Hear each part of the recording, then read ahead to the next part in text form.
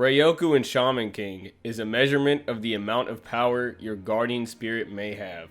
Unlike Reiryoku being a measurement of a shaman's power, Reiryoku is specifically based on the abilities of your guardian spirit.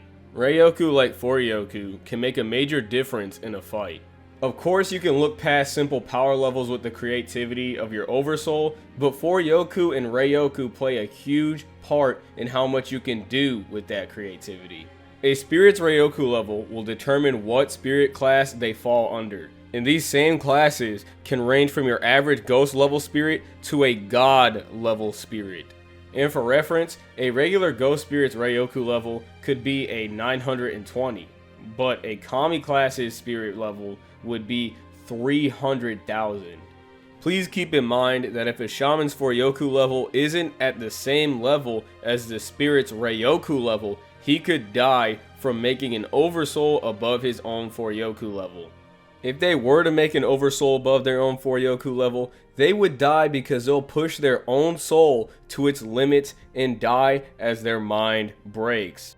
I don't know about you guys, but to me, that does not sound like a very nice way to go.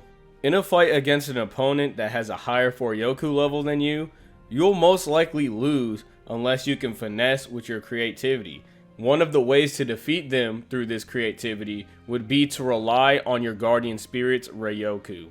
You could combine all of your spirits to get a Reiryoku level as high as your opponent's Reiryoku level, but you most likely wouldn't be able to handle them, and again, you'd break your mind and die. So rather than combining all of your spirits and dying, it would be best for you to just combine the attacks that these spirits would make. So they would be equivalent to your opponent's Reiryoku, and they could then break your opponent's oversoul and he'd lose Reiryoku and eventually lose the fight.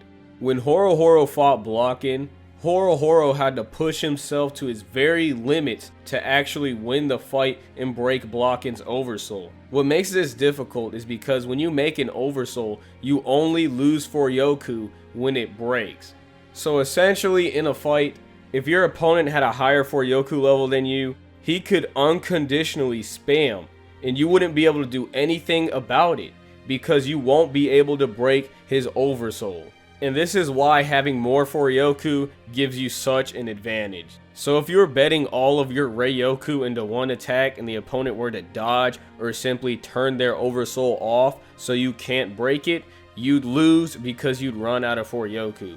The reason why Horo was able to barely win was because of his smart thinking and resourcefulness during the fight to lead Blockin into a trap. Despite this, Reiryoku is still a very useful tool to use while in battle. Reiryoku is a measurement of a guardian spirit's true power and can determine whether or not you are befitting or worthy of using this spirit. Is your guardian spirit the same level as any other wandering spirit? Or is it at the level of a god in terms of power? There are very little times when you'll find yourself to become entirely reliant on Reiryoku in a shaman fight, because most of the time you lose to an opponent with more Reiryoku than you. But regardless, those little times when you are put in a situation to use Reiryoku, it can make that much of a difference.